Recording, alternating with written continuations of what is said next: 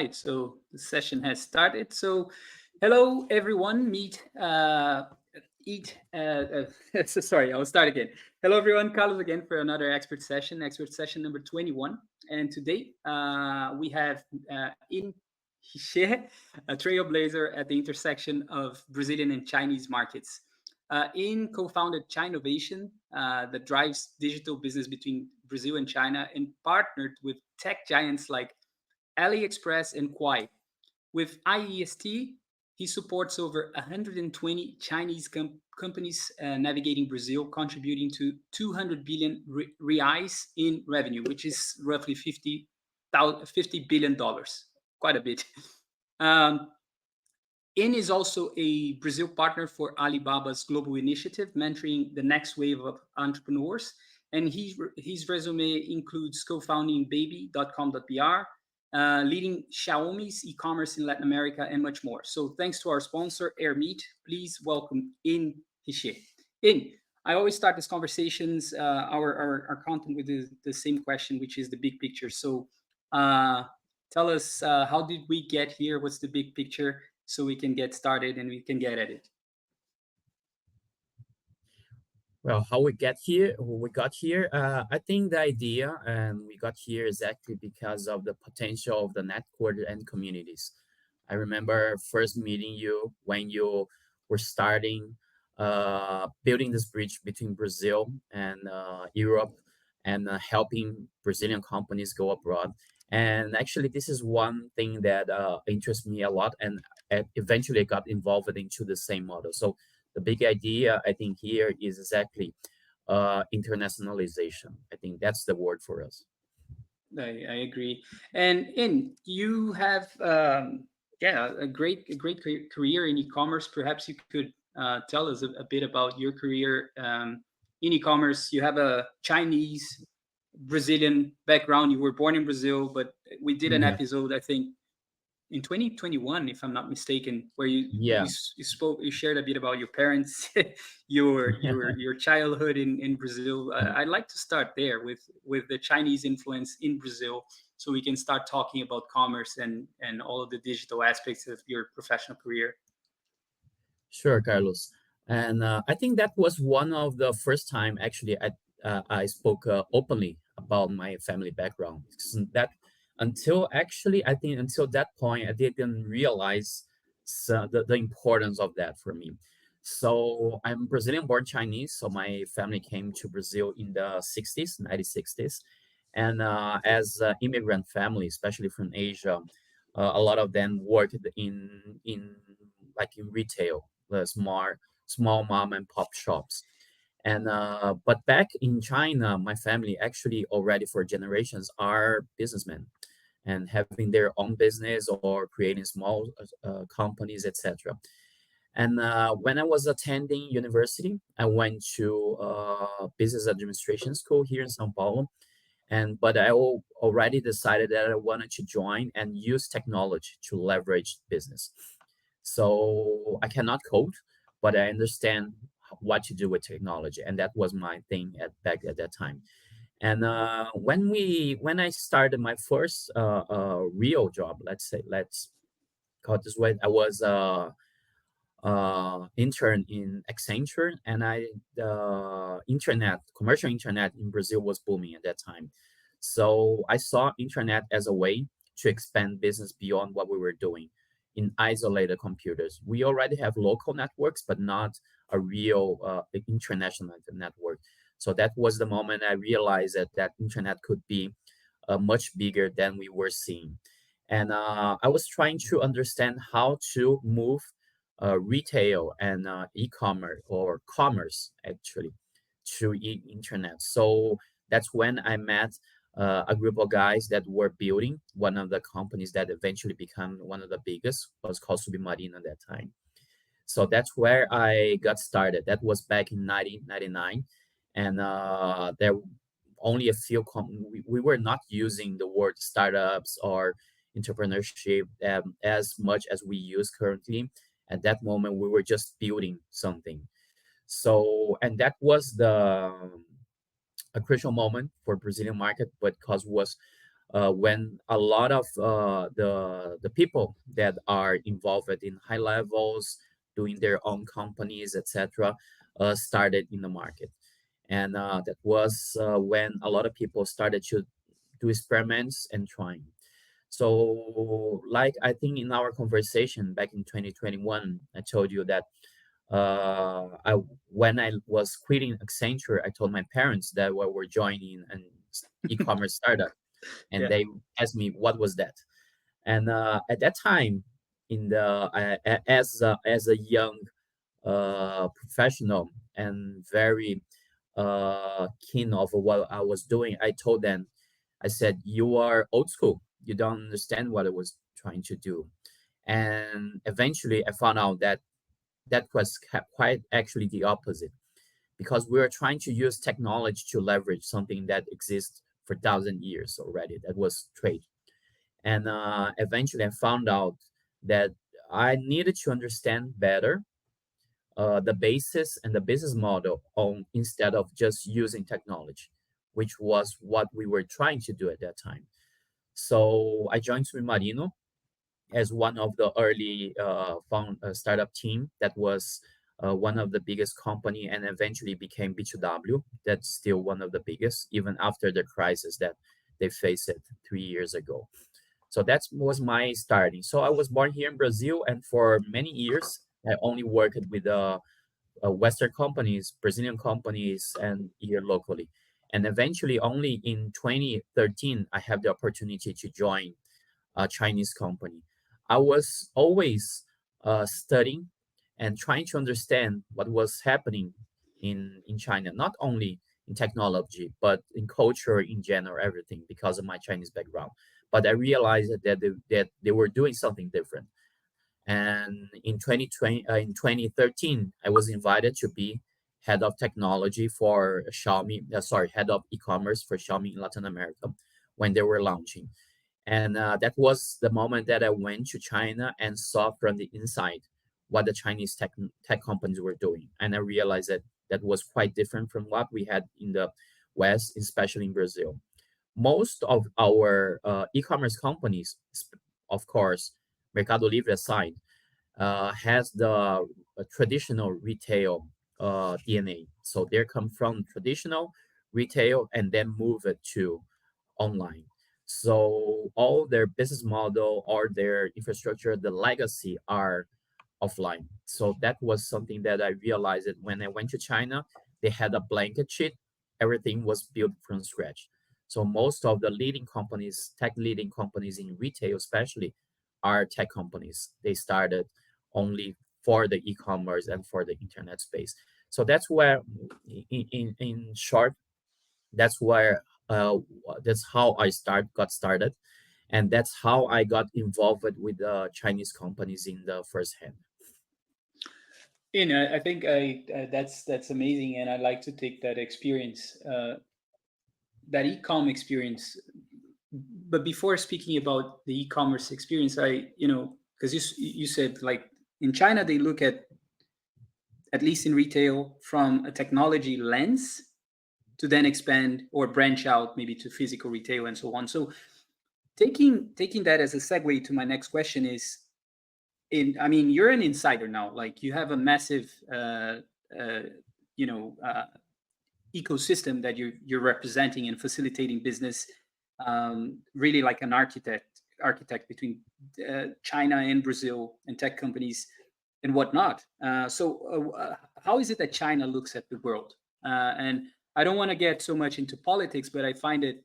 super fascinating what's happening in the world, and I have so much respect for China.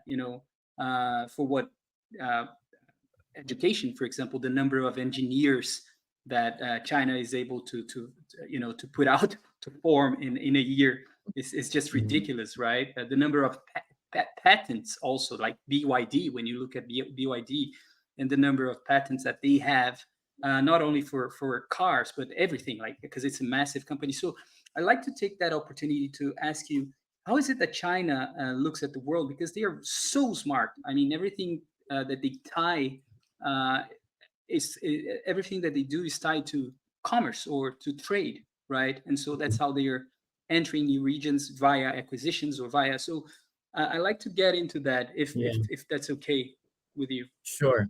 Uh, I just want not exactly make a correction, but I'm after you call me as architect, I think I position myself more as accelerator. Hmm. The architecture is being built by all the players from the ecosystem, so I have to accelerate this business.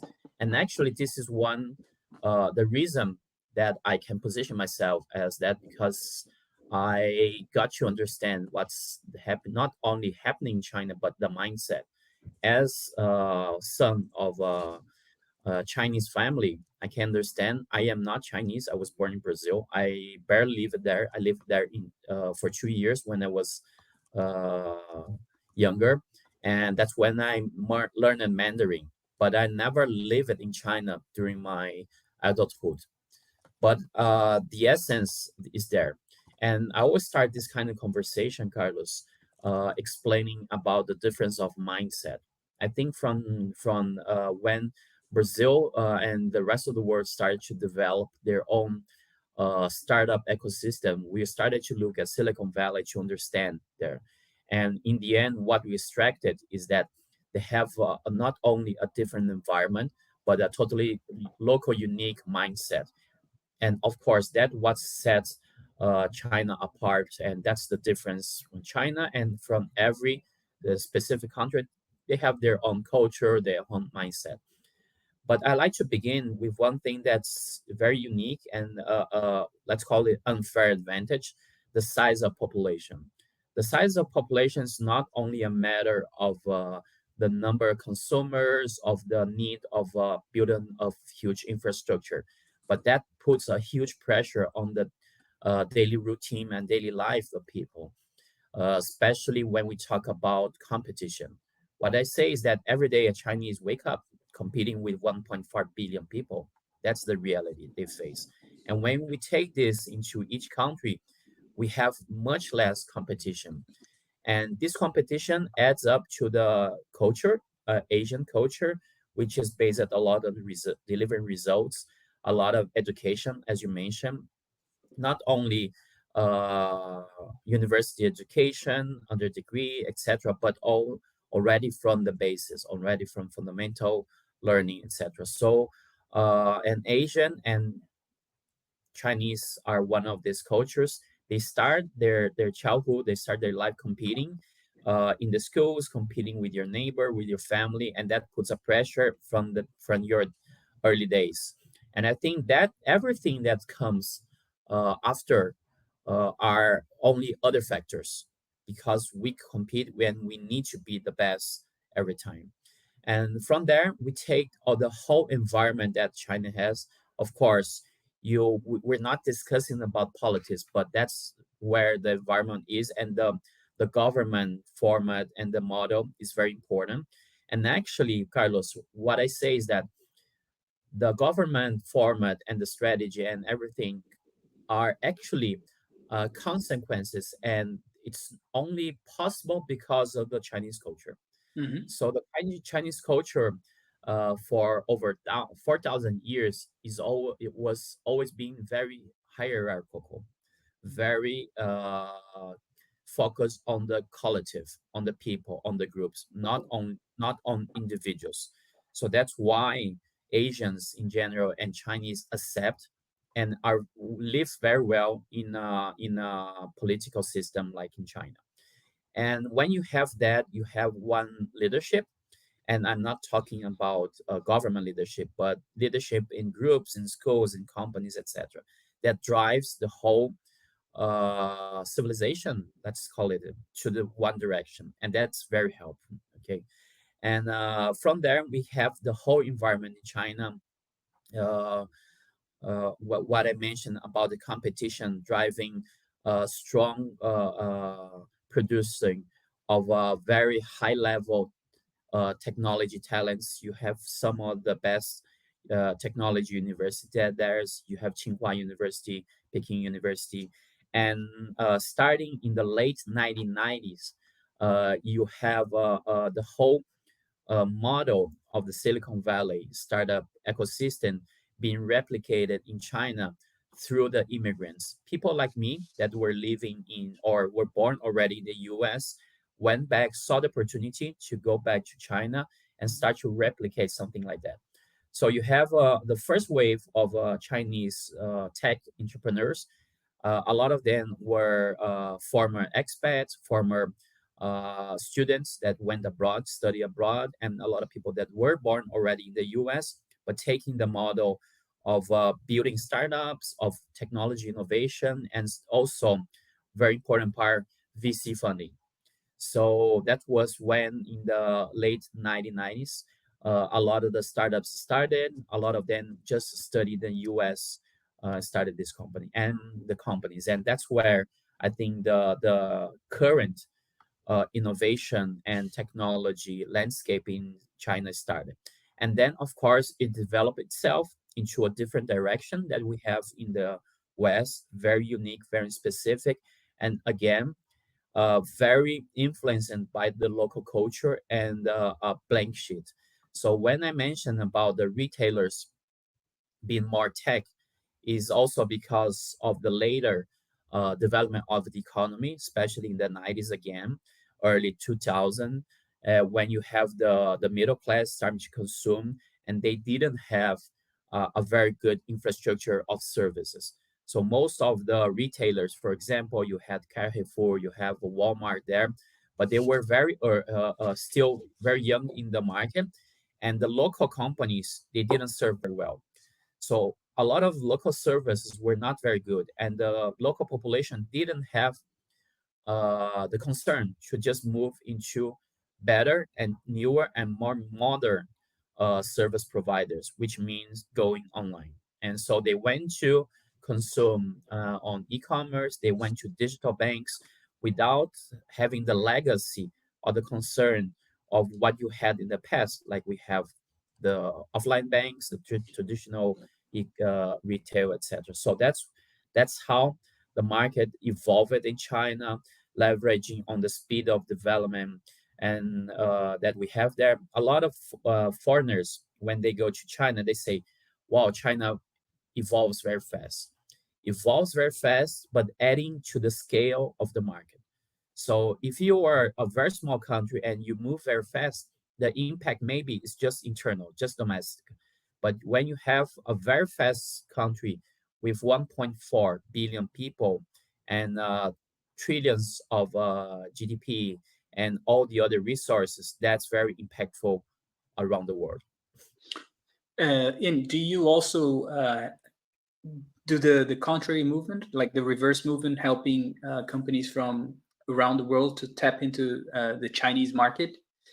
Because what I'm curious is, and I've interviewed a few companies. There's a company here in Denmark, massive, called Jysk, Jyask.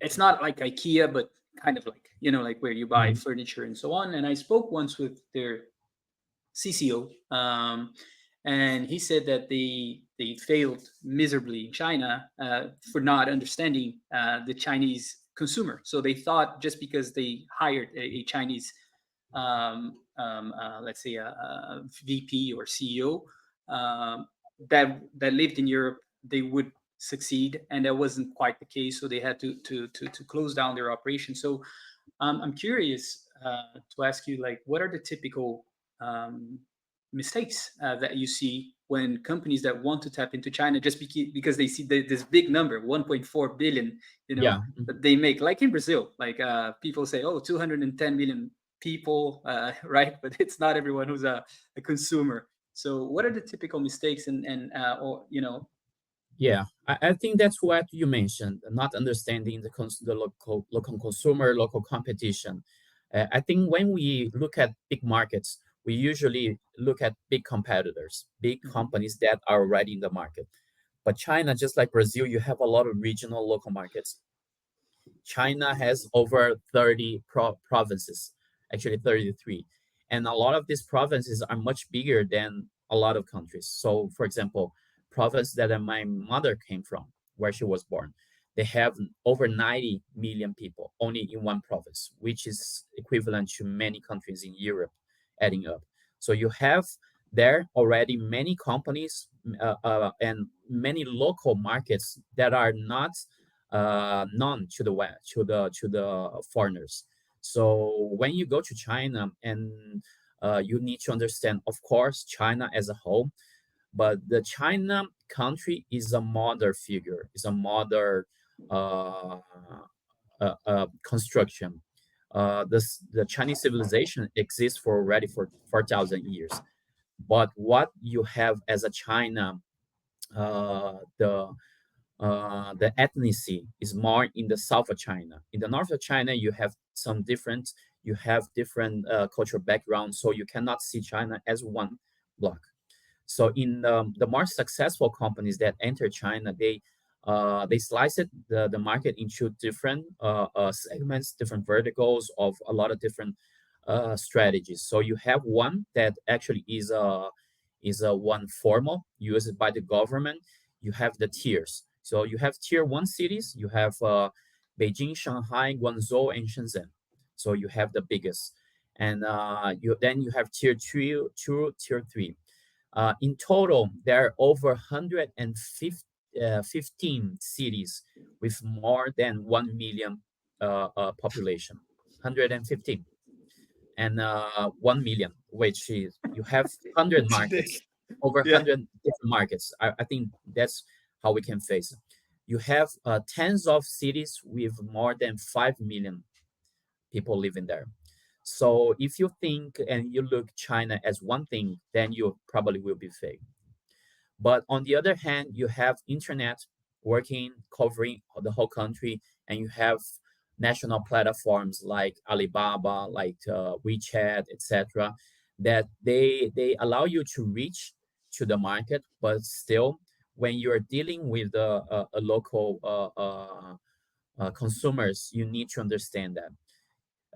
So I think this is one of the major things, not only understanding consumer, but understanding that China is formed by hundreds of smaller markets. And this is the same thing when you go to different countries. When you come to Brazil, the foreigners always know only maybe São Paulo, Rio de Janeiro, and that's it.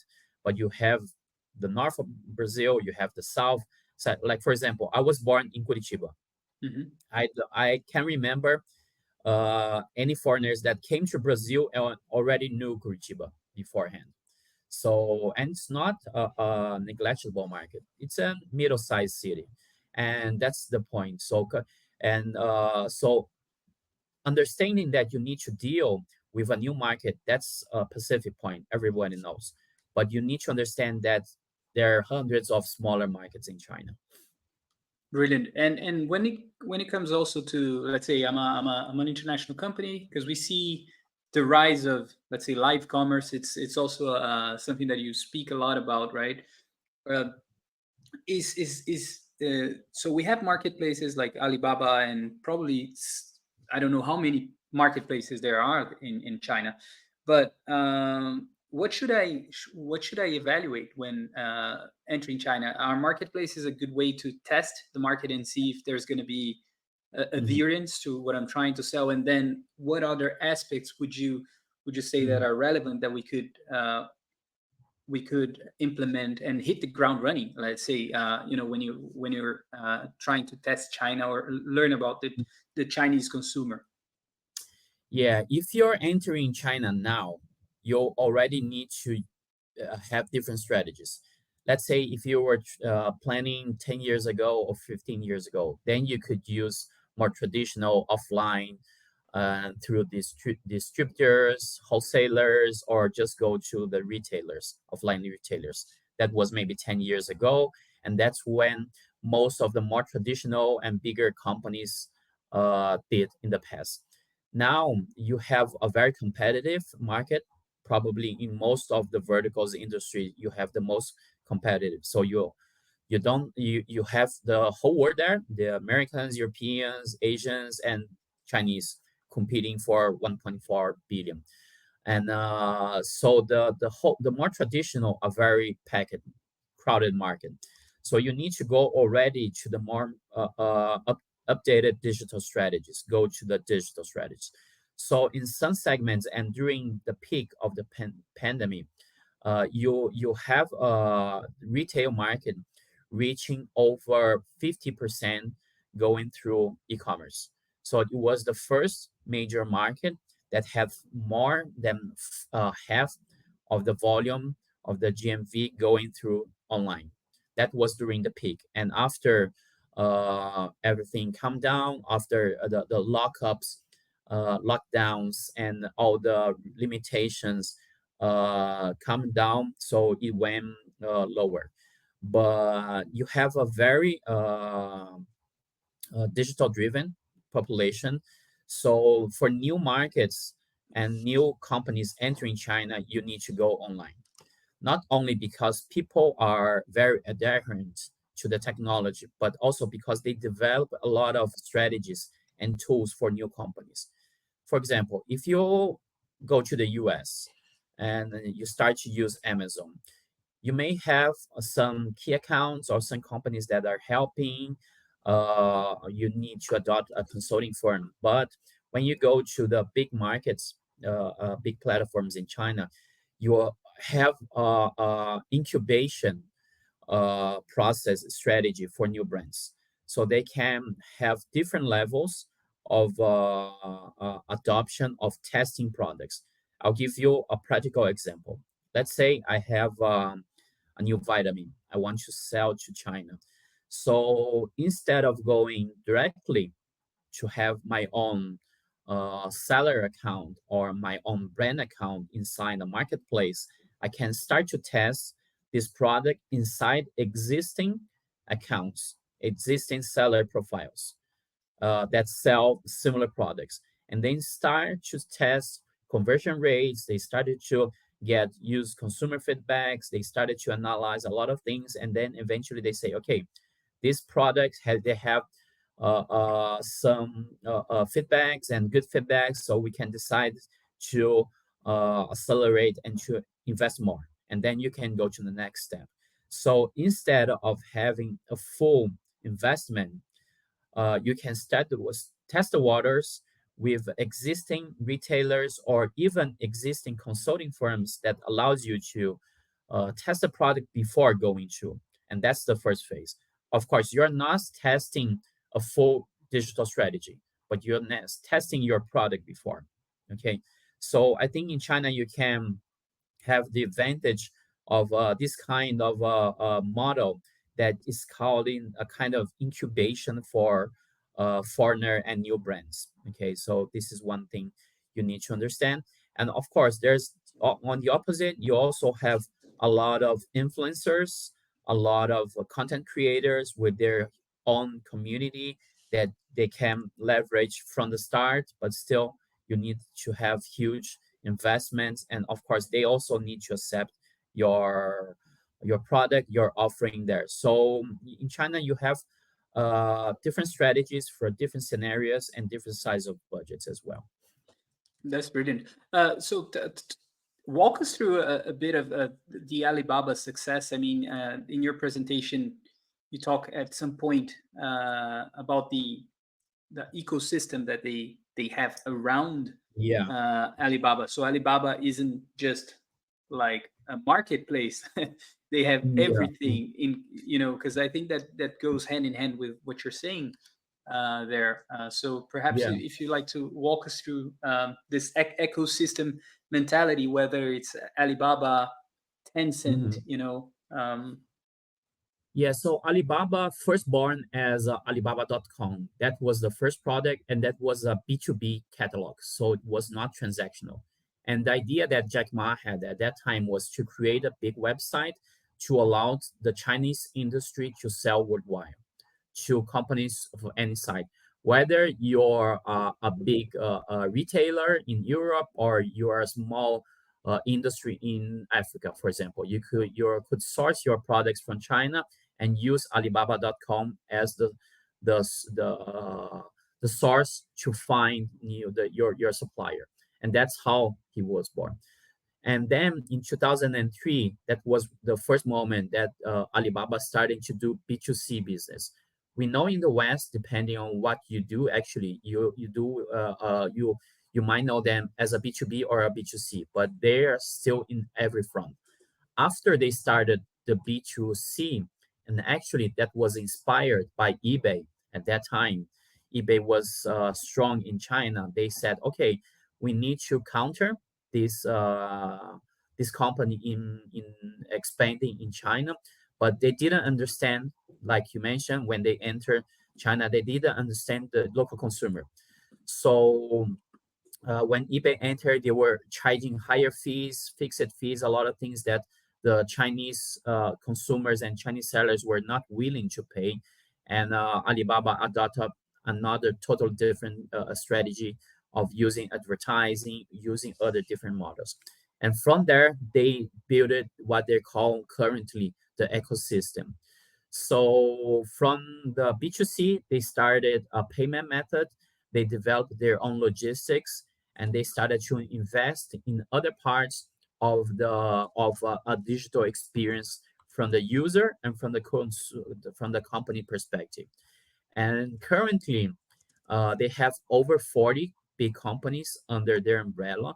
And actually, from 2 years ago, they started to spin off a lot of these companies because became so big, they became so dominant that the government started to take some actions because of their monopolistic position.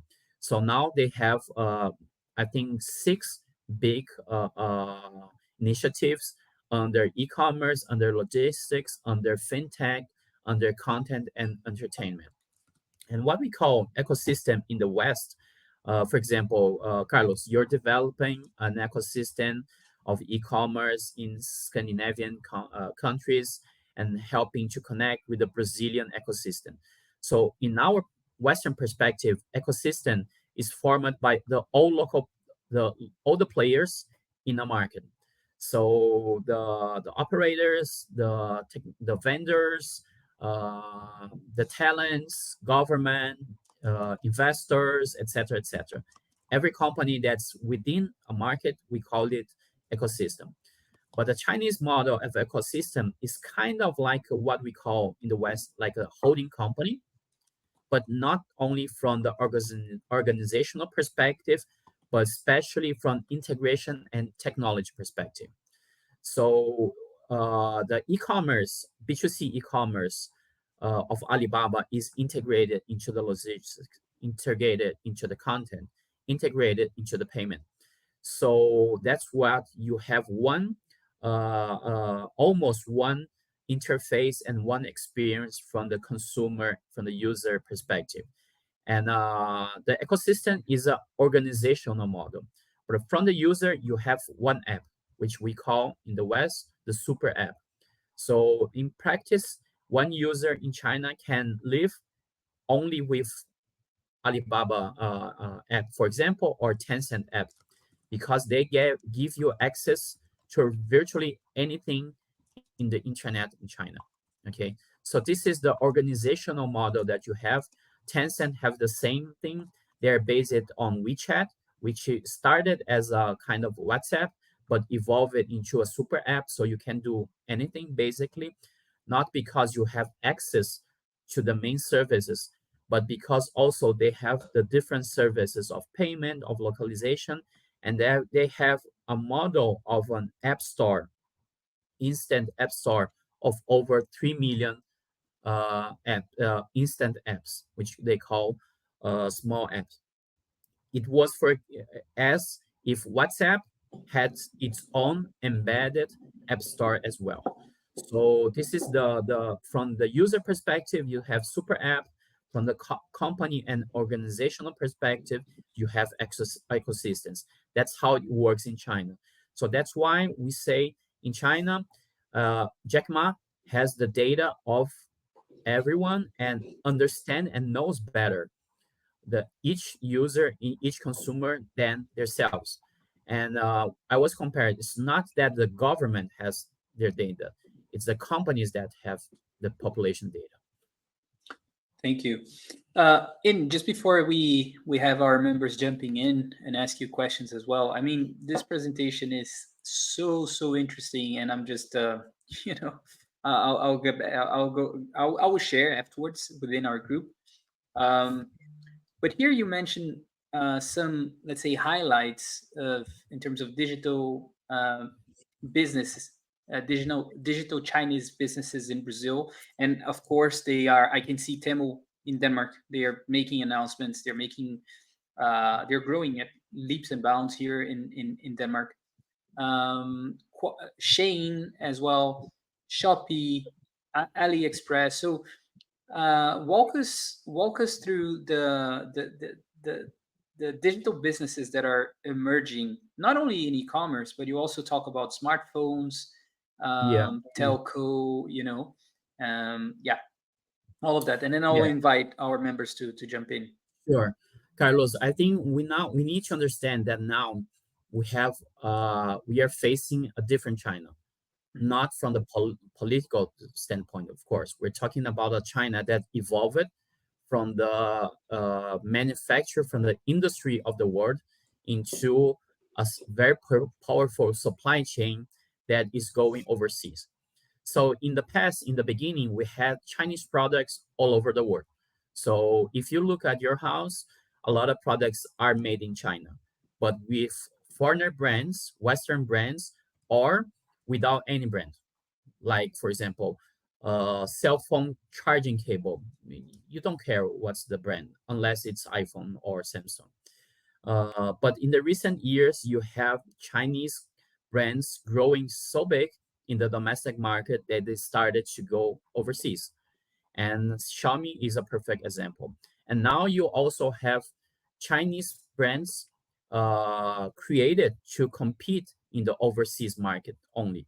Like, for example, Shein. Shein does not exist in Brazil, in China.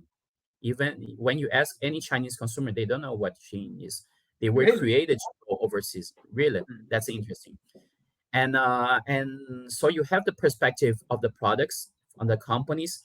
And one very important thing when you look at companies like Shein, like Temu, to these basics, they are bringing and they're cutting all the intermediaries that we have in the past of a Chinese product going to the final destination.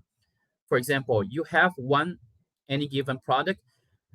When you go to the final destination, probably you had at least three intermediaries. So the wholesaler, the distributor in China, an importer in the final market, and the retailer in the final market. For example, in China, in Brazil, or in Denmark. And so you had at least three, and that adds up a lot in terms of cost, in terms of efficiency. But when you take companies like Temu, uh, like Shopee, like Shein, they're connecting the Chinese industry directly to the end consumer. So when you are in Denmark, you go to Temu, you're buying directly from an industry in China. Okay, this is streamlining the whole supply chain. And this is why, Carlos, when we look at these guys, you cannot only see as an e-commerce company.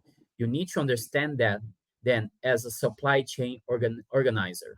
So because they're bringing all the products to the world. And another point that's very important, so you have the fulfillment, the operation, the process.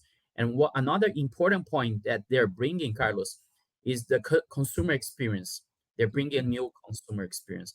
So you have something that maybe Amazon created in the past when you're shopping through a photo and a text on the web or in an app. So it's very static experience, very passive experience. It's not when you go to an offline store, you have a seller, you have active role from the seller. So on e-commerce, that's why I say e-commerce is boring. I Mhm. am in the market for over 24 years, 25 years. Just like it's boring. You can add a lot of fun content, but still very passive, still individual, still a lonely experience. But when you see what China is doing, they're trying to bring and try to replicate a lot of the offline experience into online. So Temu is not only about cheap products; it's also about group experience, group buying. Uh, so TikTok Shop is about content, is about someone selling, is about entertainment, information. Shein is about also recommendation. So a lot of the things, the experience that we have, are very passive. So these Chinese companies, they're bringing a whole new level of experience, gamification, a lot of things. So this is one important thing because I think most of us didn't delve deep enough into the experience in these apps and these online companies to understand what they're doing. So gamification is not only about uh, creating a campaign, a marketing campaign. Gamification is part of the business model and part of the experience for TikTok, for Shein, for Temu. And I think these are some of the new experience and new strategies that the Chinese e-commerce is bringing to us. I think this is fascinating. I won't ask any more questions, at least for now, because we have our members who are ready to jump in. So I'm handing the mic now. Uh, First is gonna we're gonna have Adam, and then we have Hawan, Rafa, and other members as well. Adam, welcome. Thank you. There's camera as well. I think these all of these aspects are quite wonderful and something we've talked to clients about for ages. That e-commerce is boring. Getting closer to the experience. I really do agree. We have. I think the first time we really looked at it was when Taobao got big, and I figured some Ascilla actually sold intercontinental ballistic missile on that platform, and then I went, okay, if you can do that and you can do social engagement on that, you can do anything on these all-in-one apps. So a quick question for you would be, we know that WhatsApp is doing that. We know that other entities within the quote unquote Western world, like X, is working on something similar. Basically, copy paste that model. Who do you think will win that, or will maybe have a seat in the competition because China is so far ahead already? That's my perception, anyhow. I think it's sleeping dragon that's starting to move extremely fast. Where do you think it goes? It could also be others. It could be the German variety of LinkedIn. What's it called? Sing, that does something for B2B sales all of a sudden. Mhm. What do you see in other regions? Yeah, thanks, Adam, for your question. I think one thing that these companies show us actually that you're not making an offering from your organization or your strategy. You're adapting what the customer wants and what the customer needs. That's where the ecosystem model is based. So adjusting and adapting and launching new products. And from the Western perspective, our organizations, our companies are organized by our needs and our way to work. So it's not that we organize it by what the consumer needs. It's organized by our convenience and our efficiency. And that's why the mindset and the growth makes everything harder. So for example, Facebook, they have huge audience. They launched marketplace, they launched shopping, they launched a lot of things, but they wait to organize and they wait that they work internally, make it harder to grow and to boom in a model of e-commerce because they're leveraged and they're working and they're living by the advertising business model. So Hmm. I think I cannot see yet new companies that can face them, but I believe the companies that will be capable are companies that are have new business model of new mindsets. They cannot be born on existing models because it will be harder for them. This is why I said, Mm. just said Facebook, Meta, and they have advertisers. They don't have sellers. Mm. So it's hard for them when they turn on marketplace. They have a lot of people just trying to make advertising. They're not selling there. So this is one very important aspect. And also the integration of the experience. In the West, we have fragmented experience, user experience. So you have advertisers, you have sellers, you have marketplaces. Every company there very fragmented. In China, you have one whole experience. In WeChat, in TikTok, they have the audience and they sell on the platform. So it's only one. So you have the experience that's very streamlined. And I think so. I cannot see yet. I think there will be companies understanding this and facing this, but still, the winners will need to change the way that they operate, not only in terms of offering, but internally the way that organize in mindset as well, Adam. Thank you. Thanks, Adam. Thanks, Hawan. You're up next. Yeah, thank you. Nice to meet you, in. It's been a great session. Thank you very much. I make so many notes during your presentation. I found really interesting.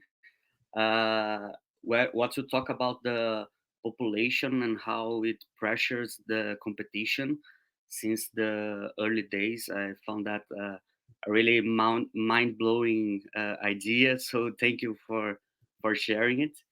Um, and also, I'd like to ask about this movement, as China, as you also said, used to be the industry of the world, so just production, and now we see China as a tech country, and also I'd like to say as a trendsetter. So Mhm. how do you see that? You mentioned when you founded the Submarino, you saw so many difference between Brazil commerce and China commerce, and how you see now. Did Brazil evolve during this period, and how you see China as a trendsetter for the future? Mhm. Thank you for your question, Hawan. And I think the problem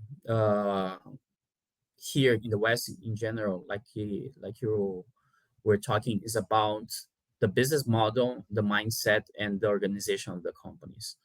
And as a tech company, you have more freedom to operate and to create new models. Not only tech company, but if you have open-minded to build that, you have of course traditional companies that allow that. But for example, we always see Alibaba as at least the B2C part, okay, as Amazon of China. But years ago, there was a VP of the company that disclosed that over 60% of the revenue of the B2C segment were coming from advertising. That was at least 5 years ago, at least, or actually more. So what we are talking about a lot currently of retail media, actually they were already doing. They just didn't call that naming. Mhm. They earn much less by commission, much more by advertising, and also by the payment. So they're not traditional e-commerce. They're not a retailer. They're not a thing. They are an audience. They're a community. They're totally different thing, and they're open to that. I think this is one important major point difference that we have from all the other companies.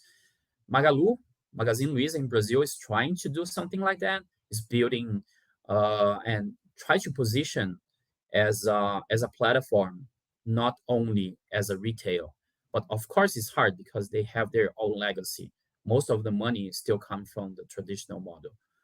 But when you see a company that use it to do the buy and sell model, so you buy the inventory and you sell, and becoming a service company, which you help the sellers to sell, you try to make a totally different model. But the transition of that model to another is the hardest part. Even tech companies like B2W that was in the buying and selling transition to a marketplace service model, they faced a lot of internal conflict for many years. And they still, for example, for B2W or for any online retailer that has the buy sell model and they have the marketplace model, they're looking at Samsung as a supplier and as a client. So how do you deal with that?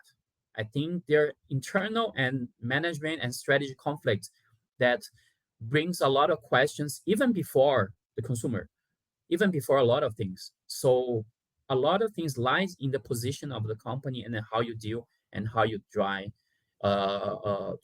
your strategy. So I think this is one point. So coming to your question again, the difference, I think it's not China had the timing, and I think every time that we have a new huge technology, it's the time for a new blank sheet for us to draw. So China had that, so they live at that moment. So we need to take the opportunity for the next huge wave to create something different, and not only to leverage on the existing, but had the opportunity to create even business model, even strategies.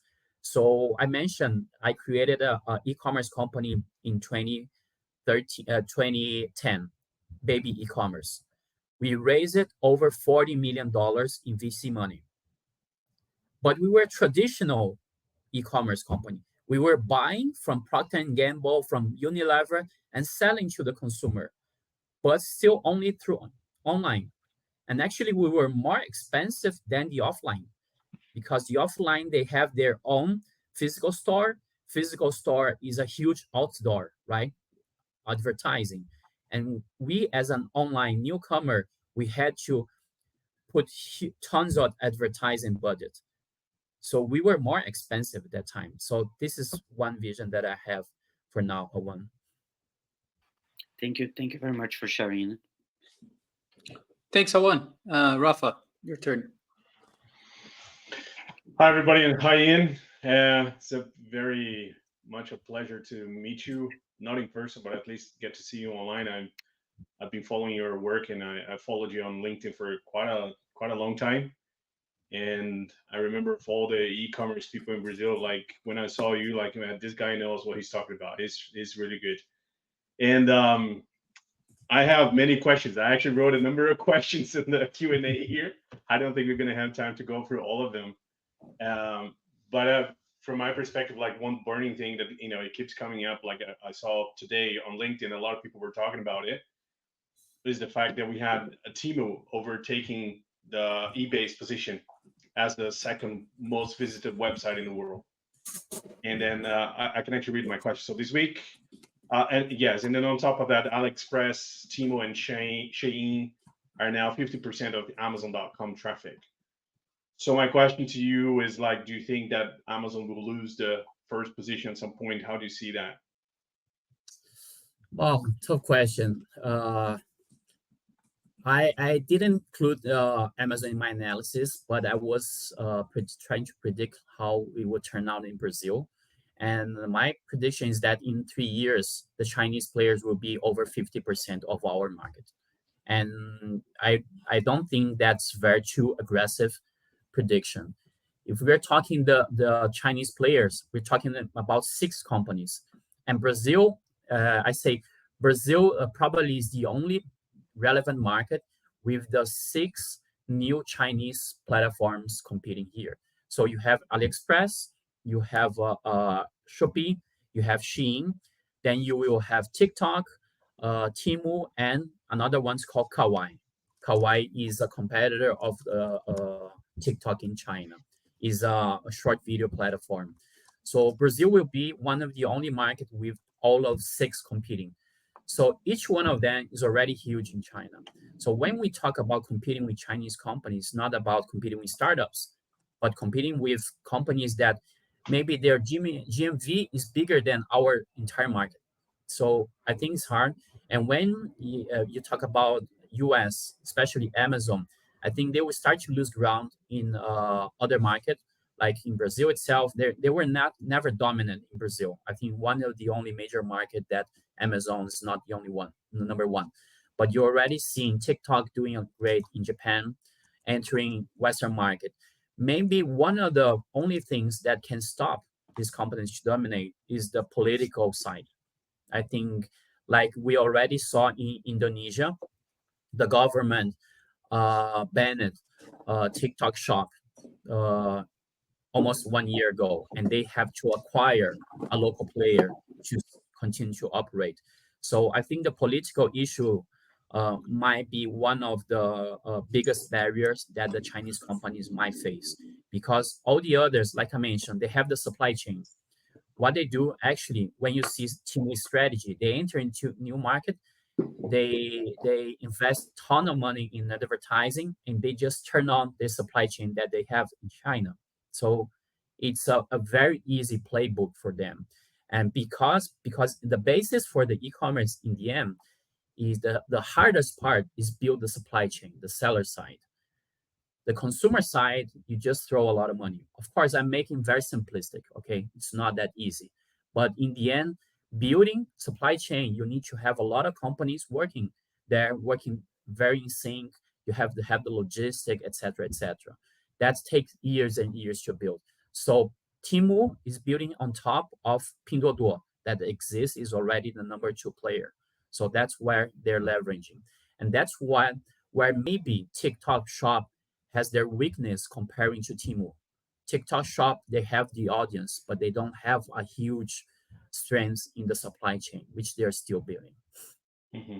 Yeah, that makes sense. I believe that we had a, I mean, I had a discussion with other people, and then we talked that it is really the logistic part that is going to be a big differential. Like if we at the time we were actually discussing Shopify's marketplace by unifying all the sellers and all that, but I thought that, hey, they don't have the logistics or that Amazon or other Chinese players are supplying. So I kind of find it difficult that would get to the stage or to the same level as something like Amazon, for example. My opinion. But Yeah, on Amazon, Rafael, Amazon is about convenience, right? It's more yeah. traditional. When you have these new players, it's about the experience. Mm, So you need to have Amazon have to add new experience, and they have live, and they're adding a lot of gamification to the game. So now I think it's about how they can leverage and execute these new models. But again, it's not only as a campaign, not only as a market gimmick, but part of the experience and part of the strategy. hmm hmm Absolutely. And also, like, I have many more questions, but let me just get a couple more. Don't Um, worry. One more, yeah, one more. We have one we more, have one Fabio more. as well.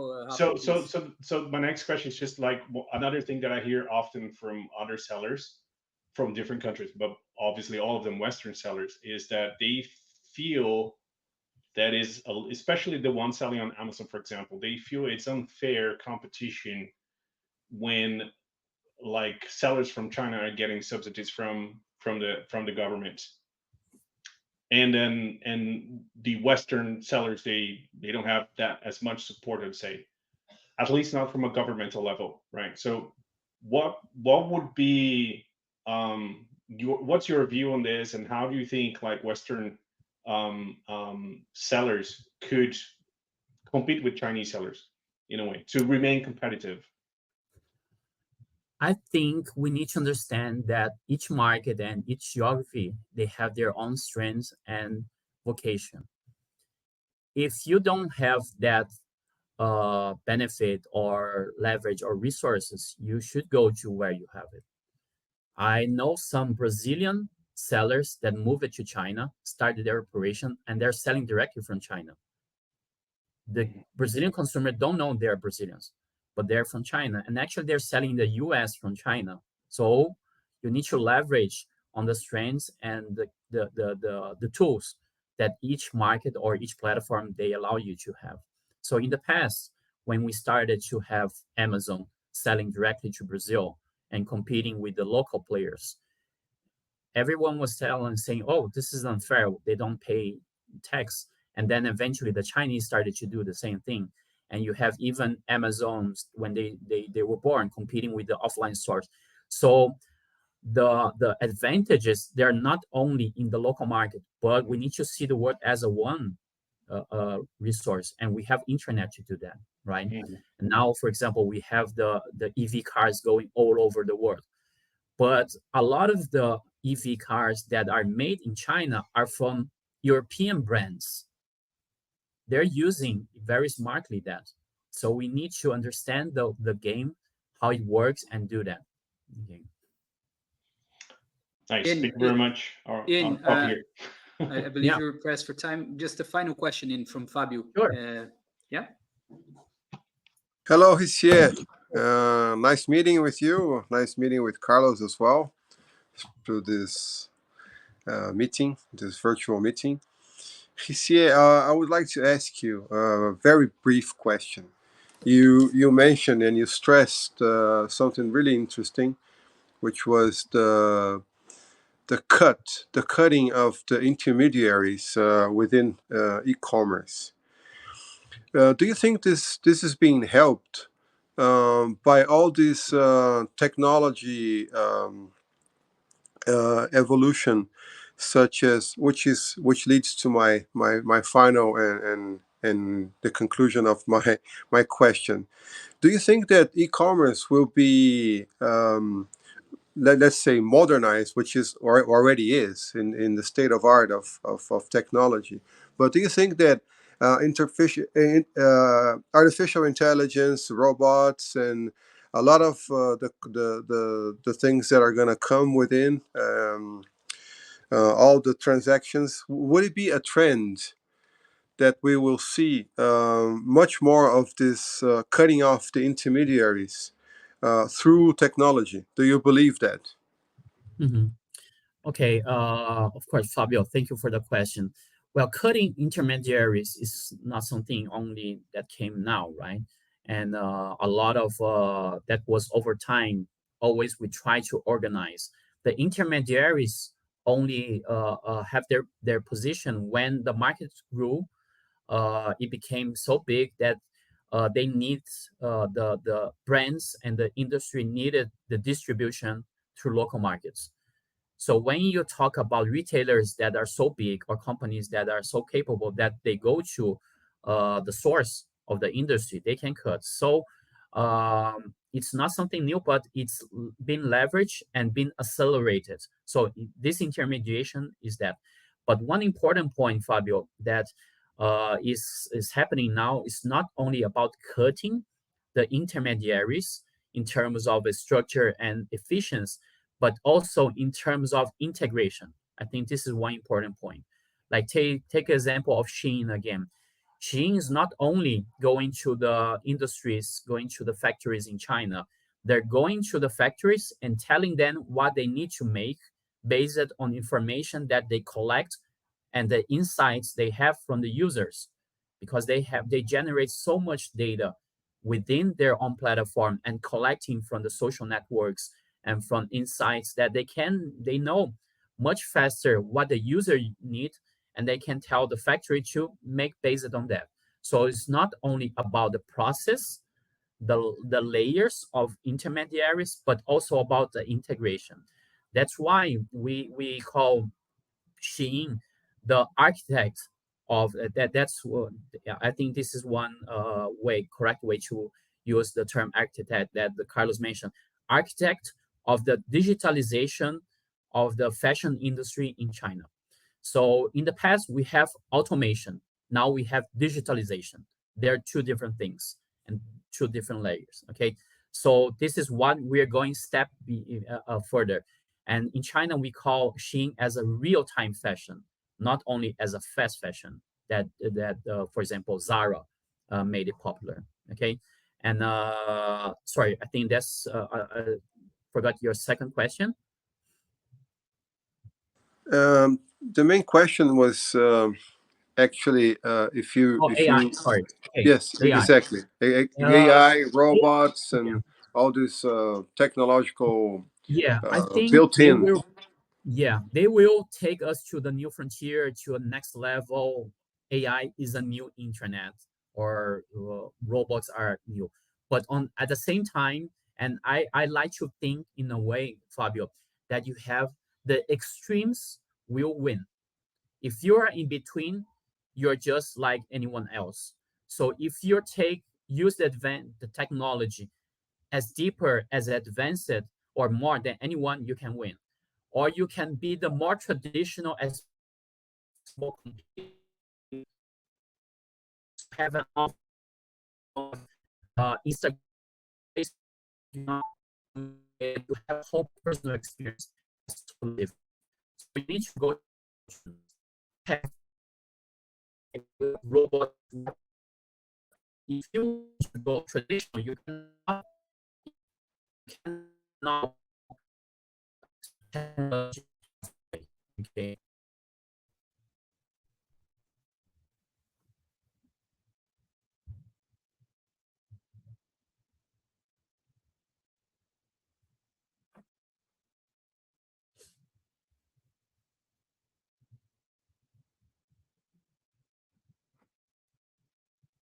Can you hear me, Ian? Yeah, now I can hear you. I Yeah, think yeah, I lost. Now I yeah. can. The connection for some reason we lost kind of a bit of the bandwidth. But I think just to summarize, because I think we are over time now. Maybe you can summarize what you said like in 30 seconds, so we can have it get at it again shortly. Yeah, no, I'm just saying, I believe a lot on going to extremes. AI, robots will be the next wave, will be the next internet. But at the same time, I think it exists space for more traditional, but you cannot go halfway. You cannot adopt technology halfway. If you don't want to be full-fledged, you need to be full on traditional. Okay, without social network, without technology, without anything, but totally personal. So you can live with a personal experience without being so tech, but you need to be full on what you're proposing to be. Brilliant. Thanks very much. Thank you, Thanks, Ian. Hsieh. Thanks, Fabio. All right, so we have to wrap this up. We are on to 1 hour and 7 minutes now. In this was amazing, super insightful. I have shared the presentation within our group. If you have a presentation also in English, then maybe you can share it afterwards. If our members want to get in touch in and want to learn more about your work and how they can work with Chinovation or IEST, what's the best way, please? Well, just reach out to me. I think we are in the group. We can reach out through WhatsApp. I think this Yeah, is the easiest way. that's right. Just yeah, just ping me and say you're from the group, and we'll be very glad and be very welcome. Fantastic. Ian, this was amazing. Well, I'll catch you offline, but thank you so much for this, and I'll see you soon. All right. Great, great day for everyone. Thanks. Thank you, Ian. Have a great day. Thanks, guys. Bye.